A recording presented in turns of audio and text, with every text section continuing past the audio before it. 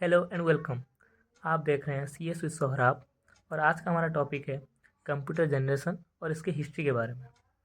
आप जो अभी वीडियो देख रहे हो, जिस फ़ोन में देख रहे हो या लैपटॉप में देख रहे हो, आपको पता है ये पहले एक कमरे जितना बड़ा हुआ करता था और एक कैलकुलेशन के लिए इसे हज़ारों वैक्यूम ट्यूब्स की यूज़ करना पड़ता था इसे। उसके बाद एक कैलकुलेशन दे पा रहा था।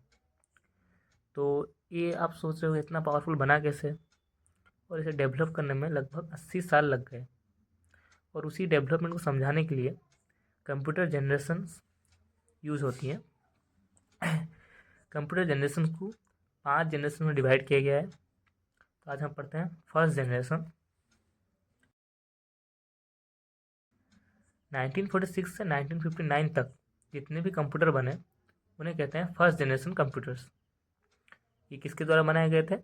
JP Eckert and JW Moseley invented the first successful electronic computer called ENIAC. ENIAC 1946 से 1959 के बीच में बना हुआ था। ENIAC का फुल फॉर्म होता है electronic numeric integrated and calculator. आपने सुना होगा कि चार्ल्स बाबेज को फादर ऑफ कंप्यूटर कहते हैं। उन्होंने 1837 में इलेक्ट्रॉनिक इंजन बनाया था और उनका आइडिया यहीं से आया था इन दोनों को। तो इसीलिए चार्ल्स बाबेज को फादर ऑफ द कंप्यूटर कहते हैं। पर पहला इलेक्ट्रॉनिक कंप्यूटर किसने बनाया था? JP Eckert and JW mostly. इसके कुछ एग्जाम्पल देख लिए। ENIAC, EDIVAC, UNIVAC, IBM 701, IBM 650, ये सब होते हैं फर्स्ट जनरेशन कंप्यूटर के एग्जाम्पल्स। तो चलिए इसके कुछ एडवांटेजेस और फीचर्स देख लेते हैं। कुछ एडवांटेजेस और फीचर्स देख लेते हैं फर्स्ट जनरेशन कंप्यूटर्स के। It made use of vacuum tubes which are the only electronic component available during those days. उन दिनों में वैक्यूम ट्यूब्स एक ही इलेक्ट्रॉनिक कंपोनेंट थे जो इसमें यूज़ हो रहे थे।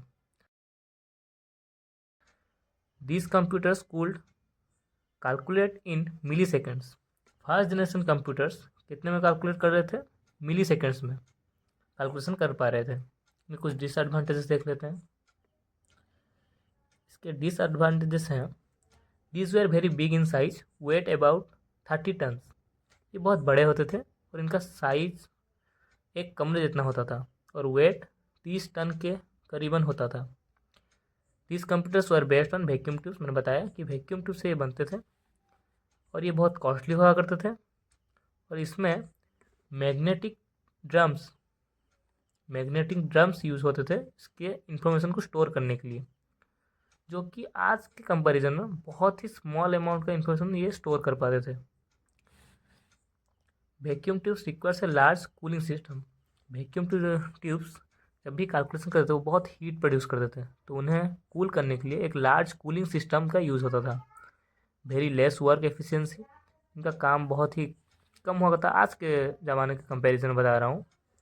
और सबसे इम्पोर्टेंट चीज़, लिमिटेड प्रोग्रामिंग कैपेबिलिटीज़ इनके ये सपोर्ट करते थे। और इनपुट के लिए punch cards were use to take inputs के लिए क्या यूज़ करते? Punch cards. याद रखना, ये ज़्यादा आएगा एग्ज़ाम में। Large amount of energy consumption, बहुत अमाउंट का एनर्जी ये कंजप्ट करते थे। Not reliable and constant maintenance is required. Reliable बिल्कुल नहीं होगा क्योंकि 30 टन का इतना भारी रूम जितना बड़ा, उसे कहीं पर आप रिलायबल तो नहीं हो पाओगे और इसे कॉन्स्टेंट मेंटेनेंस की ज़रूरत पड़ती थी। तो ये थे फर्स्ट जनरेशन के एडवांटेज डिसएडवांटेज। और चलिए सेकेंड जनरेशन के बारे में पढ़ते हैं। 1959 से 1965 तक जितने भी कंप्यूटर बने उन्हें कहते हैं second generation computers. Second generation computers were based on transistors. ये इंपॉर्टेंट है, याद रखना।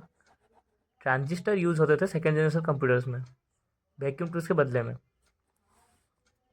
इसके एग्जांपल्स होते हैं Honeywell 400, IBM 7094, CDC 1604, CDC 3600, UNIVAC 1108। ये होते हैं सेकेंड जनरेशन के कुछ एग्जांपल्स। सेकेंड जनरेशन के कुछ एडवांटेजेस और फीचर्स देख लेते हैं। Due to presence of transistor Instead of vacuum tubes, this resulted in reducing the size of a computer as compared to first generation. इसमें वैक्यूम ट्यूब्स के बदले ट्रांजिस्टर का यूज़ हुआ करता था। इसकी वजह से इसका साइज फर्स्ट जनरेशन कंप्यूटर से छोटा हुआ करता था।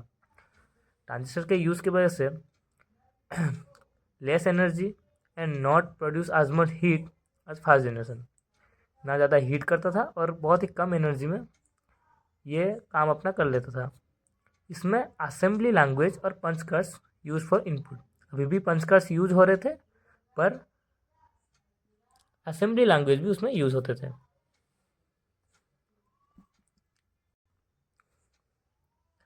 लो cost then first generation computers, इसका कॉस्ट बहुत लो हुआ करता था।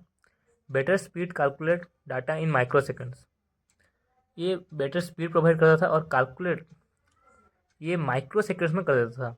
फर्स्ट जनरेशन मिली सेकेंड्स में करते थे, सेकेंड जनरेशन माइक्रो सेकेंड्स में कैलकुलेशन कर देते थे। Better portability as compare to first generation, ये साइज में छोटे थे तो इसलिए बेटर पोर्टेबिलिटी था। तो डिसएडवांटेजेस देख लीजिए। एक कूलिंग सिस्टम इज़ रिक्वायर्ड, अभी भी कूलिंग सिस्टम की ज़रूरत होती थी, हाँ, लेकिन कम हीट प्रोड्यूस कर रहे थे, लेकिन अभी भी कूलिंग सिस्टम की ज़रूरत हो रही थी। Constant maintenance was required, maintenance अभी भी ज़रूरत थी। Only use for specific purposes, कुछ ही लिमिटेड काम ये कर पा रहे थे। उसके बाद पढ़ते हैं थर्ड जनरेशन। थर्ड जनरेशन 1965 से 1971 के अंदर जितने भी कंप्यूटर बने उन्हें कहते थे third generation computer. These computers were based on integrated circuits, इसमें इंटीग्रेटेड सर्किट्स का कॉन्सेप्ट आ चुका था। Integrated circuit was invented by Robert Noyce and Jack Kilby in 1958 to 1959। Robert Noyce and Jack Kilby के द्वारा इसे इन्वेंट किया गया था। Integrated circuit was a single component containing number of transistor, integrated circuit में बहुत सारे ट्रांजिस्टर मिल के बनते थे इसे, और इसके एग्जांपल्स हैं PDP-8, PDP-11, ICL-2900, IBM 360 and IBM 370। इसके एडवांटेजेस देख लीजिए। इसमें इंटीग्रेटेड सर्किट यूज़ हुआ था, इसके लिए कुछ फीचर्स भी हैं। These computers was cheaper than second generation computer, ये बहुत चीपर हुआ करते थे क्योंकि इसमें ट्रांजिस्टर्स बहुत ज़्यादा यूज़ होकर एक ही कंपोनेंट इलेक्ट्रॉनिक कंपोनेंट बन रहा था। दे वर फास्ट एंड रिलायबल, ये बहुत फास्ट कैलकुलेट करते थे और रिलायबल भी थे। Use of integrated circuit make computer smaller in size, integrated circuit के यूज़ की वजह से कंप्यूटर का साइज़ बहुत कम हो गया। Integrated circuit improve the performance of the computers, integrated circuit का परफॉर्मेंस को बढ़ा चुका था। This generation of computer has big storage, इसमें स्टोरेज ज़्यादा थी। Instead of punch cards mouse and keyboards are used for inputs, ये मेन इंपॉर्टेंट पॉइंट है। थर्ड जनरेशन कंप्यूटर्स में पंच कार्ड्स के बदले माउस और कीबोर्ड्स का यूज़ करना गया। They used an operating system for better resource management and use the concept of time sharing and multiple programming, यहाँ पे ऑपरेटिंग सिस्टम और टाइम शेयरिंग और मल्टीपल प्रोग्रामिंग का कॉन्सेप्ट आ चुका था, क्योंकि बेटर रिसोर्स मैनेजमेंट, जैसे आपकी मेमोरी हो गया, RAM हो गया, उसे कौन अच्छे से मैनेज करने के लिए ऑपरेटिंग सिस्टम आ चुका था तब तक। These computers reduce the computation time from microseconds to nanoseconds, ये फर्स्ट जनरेशन में मिली सेकेंड्स में हो रहे थे, सेकंड जनरेशन में माइक्रो सेकेंड, और थर्ड जनरेशन में ये नानो सेकेंड्स में अपना कैलकुलेशन कर दे रहे थे। ये इसका कुछ एडवांटेजेस है। अब डिसएडवांटेज देखते हैं। डिसएडवांटेज होते हैं थर्ड जनरेशन के। Integrated circuit chips are difficult to maintain, इन्हें मेंटेन करना डिफ़िकल्ट था। The highly sophisticated technology required for the manufacturing of integrated circuit chips, इन्हें बनाना बहुत ही मुश्किल था, इसे सिर्फ एक्सपर्ट्स ही बना सकते थे। एयर कंडीशनिंग इज़ रिक्वायर्ड, अभी भी एयर कंडीशनर इसमें ज़रूरत होती थी, आप इसे लैपटॉप की तरह यूज़ नहीं कर सकते थे, आपको कहीं कूलिंग सिस्टम AC या कुछ ज़रूरत पड़ रहा था। इसकी जो हीट प्रोड्यूस है अभी भी कम नहीं हो रही थी। उसके बाद आता है फोर्थ जनरेशन, क्योंकि 1971 से 1980 के बीच में जितने कंप्यूटर बने उन्हें कहते थे fourth generation. This technology is based on micro processor, यहाँ पे यूज़ हुआ माइक्रो प्रोसेसर का यूज़ होने लगा, ये इंपॉर्टेंट है, याद रखना। A microprocessor is used in a computer for any logical and arithmetic function to be perform in any program. Microprocessor में क्या काम आ रहे थे, कोई सा भी लॉजिकल हो गया या फिर अरिथमेटिक फंक्शन के लिए इसे यूज़ किया जाता था। यहाँ पे graphics user interface GUI technology आज exploited to offer more comfort to user. यहाँ पे GUI जो ग्राफिक्स यूज़र इंटरफेस है, जैसे कि आपके आइकन हो गए, लोगो हो गया, आप जहाँ पे क्लिक करते ही वो ओपन हो जाते हैं, यहाँ पे वो चीज़ आ चुका था 4th जनरेशन में। और इसका एग्जांपल है IBM 4341 DEC10 स्टार 1000 PUP11। इसके एडवांटेजेस क्या है वो देख लीजिए। Fastest in computation and size get reduced as compare to the previous generation. Previous generation से सबसे छोटा साइज ये दे रहे थे और कंप्यूटेशन भी बहुत फास्ट कर रहे थे। Heat generated is negligible. यहाँ पे हीट बहुत ही अमाउंट में कम हो चुका था, इसके लिए ना कोई एयर कंडीशनिंग चाहिए था, ना कूलिंग सिस्टम, वो ज़रूरत नहीं पड़ रहे थे। लेस मेंटेनेंस इज रिक्वायर्ड, ना ही इसे मेंटेनेंस की इतनी ज़रूरत थी। All types of high level language can be used in this type of computers. इसमें हाई लेवल लैंग्वेज जैसे कि हो गया आपका जावास्क्रिप्ट हो गया, HTML हो गया, ये सब high level language, programming language जो है वो सब यूज़ हो रहे थे। उसके कुछ डिसएडवांटेजेस भी हैं, वो देख लेते हैं। 4th जनरेशन के डिसएडवांटेजेस देख लीजिए। तो microprocessor design and fabrication are very complex. जो माइक्रोप्रोसेसर डिज़ाइन करना हो गया, ऐसे फैब्रिकेशन करना, ये बहुत ही मुश्किल हुआ करता था। Air conditioning is required in many cases due to the presence of integrated circuits. Microprocessor use हो रहे थे, लेकिन कहीं कहीं पर इंटीग्रेटेड सर्किट्स अभी भी यूज़ हो रहे थे और इनके वजह से अभी भी एयर कंडीशनिंग रिक्वायर था। Advance technology is required to make the integrated circuits. बहुत ही एडवांस टेक्नोलॉजी ज़रूरत होते थे इन्हें बनाने में। अभी पढ़ते हैं 5th जनरेशन। अभी का जनरेशन जो अभी अब हैं उन्हें कहते हैं 5th generation. The period of the 5th generation is in 1980 से ऑनवर्ड्स। 1980 के बाद जितने भी कंप्यूटर्स बने वो होते हैं 5th जनरेशन के computer. This generation is based on artificial intelligence AI के ज़माना में अभी जितने कंप्यूटर बन रहे हैं 1980 से 2026 तक अभी के जितने हैं कंप्यूटर, उसमें क्या यूज़ होता है? आर्टिफिशियल इंटेलिजेंस यूज़ होता है। इसे कहते हैं 5th generation. The aim of the 5th generation is to make a device which could respond natural language input and are capable of learning and self-organization। और इसका एम क्या है? ना लो मतलब नेचुरल लैंग्वेज जिसमें हम बात कर पा रहे हैं, इंग्लिश लैंग्वेज हो या फिर हिंदी में, उसमें हम इनपुट दे सकें और वो खुद लर्निंग करके सेल्फ ऑर्गेनाइज कर सके। जिसे कहते हैं AI ट्रेन करते हैं, AI ट्रेनिंग करते हैं कि खुद जैसे अपने वॉइस को, अब ये देख लो गूगल असिस्टेंट देख लीजिए, तो आपके वॉइस से कमांड दे ले रहा है और आपको आउटपुट दे रहा है। तो ये AI की वजह से हो पा रहा है और वो खुद अपने आप को ट्रेन कर रहा है। This generation based on ULSI ultra large scale integration. ये इंपॉर्टेंट है, इसे याद रखना, ultra large scale integration technology. इस जनरेशन में ULSI का टेक्नोलॉजी का यूज़ हो रहा है, resulting in the production of microprocessor chips having 10 million electronic components. एक माइक्रो प्रोसेसर में 10 मिलियन इलेक्ट्रॉनिक कंपोनेंट्स यूज़ हो रहे हैं। जैसे आप मदरबोर्ड देखेंगे तो आपको पता चल गया होगा कि उसमें कितने सारे इलेक्ट्रॉनिक कंपोनेंट्स यूज़ होते हैं। इसके एग्जांपल्स होते हैं desktop, laptop, notebook, ultrabook, Chromebook.